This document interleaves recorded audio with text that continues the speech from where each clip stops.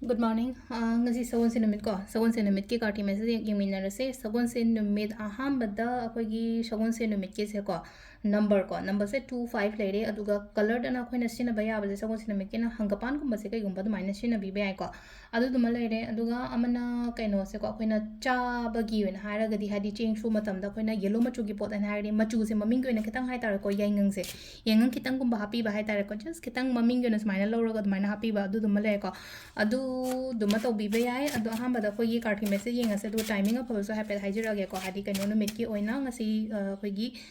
sagon se numit ki kaino hai tar ko khoigi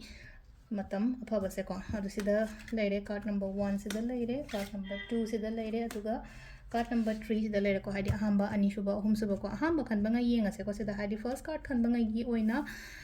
kari energies la ke hai badonga si sagon se numit ki ko ahamba bagi sida le ko hadi sida ejo wan se le hadi khudong chaba ma kari ma hai tare ngonda anoba thaba anoba mi ai life ta kaida du maina la o ko lo haina du main tor piri ko aduga hadi la ka dori pot se ngonda phaba su oi ko se lai se sisina number 1 khan bangai gi oin or ko number 2 gi namu se le se ko hadi aina chat ke toge haina khali ba poto chat pi yo to bi yo mai pa ka ne ko sida hadi khanja na raga lai gano ma khal lai na ko khanja na raga to sira to roi sira ne chat sira chalo sira ne chat raga hodra ga di masa mathanda hai tar result ti la oidena thabak se dragadi nom dragadi hotna dragadi koida kana baga chu phangwen hadi changjin ba ma changi dana ko adu ne ko silai se ko